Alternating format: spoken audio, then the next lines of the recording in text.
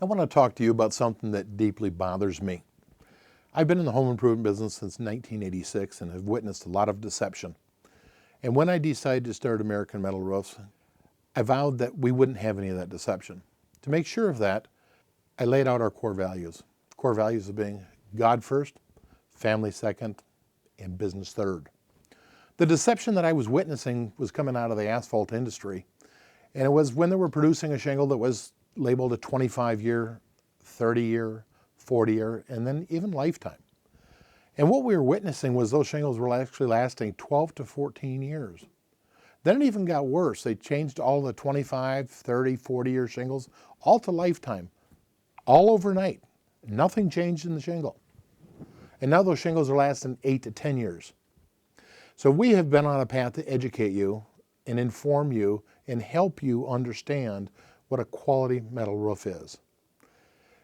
Now that metal has become a lot more popular here in Michigan, I'm seeing another round of deception that is very, very bothersome.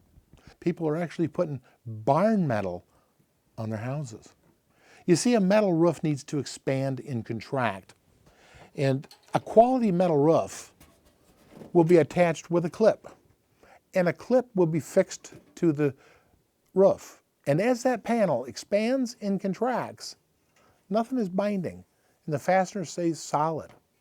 But on a barn metal roof, a roof that is designed to keep hay dry and pigs and cows dry and literally go on your barn, it utilizes screws.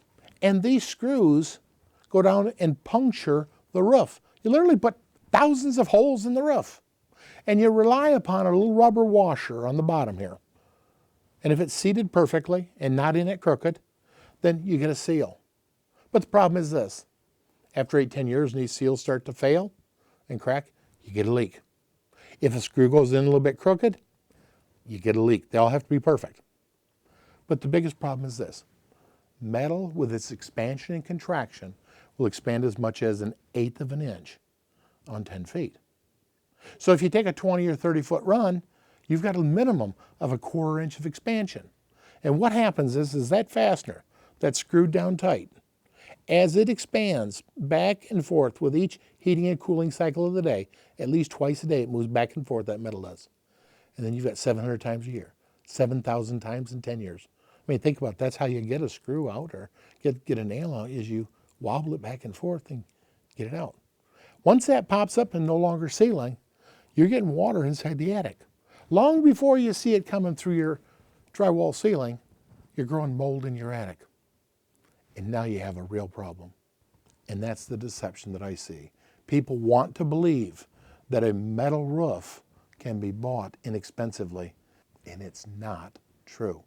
You don't want to believe you have to spend 3 to 4 times the cost of an asphalt roof.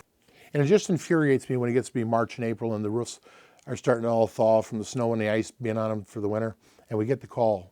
And the call goes like this. Do you folks fix metal roofs? Of course, we want to try to help everybody. We ask some questions and find out they've got a barn metal roof on, and we have to tell them the only fix is really to rip it off. So we end up going out educating a consumer, and we hear the same thing. Well, I was told this roof was just like yours and it would last a lifetime, when in fact it's made of inferior steel, paint that will fade very rapidly, red becomes pink, brown becomes tan. It looks like heck. You don't need to get screwed.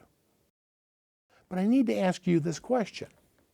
How do you decide what a quality metal roof is? Invite us out to your house and learn what a quality metal roof is. Learn what the alternatives are. Learn what should be put into the roof and what shouldn't be put in. Learn what metal you should use. Learn and educate yourself.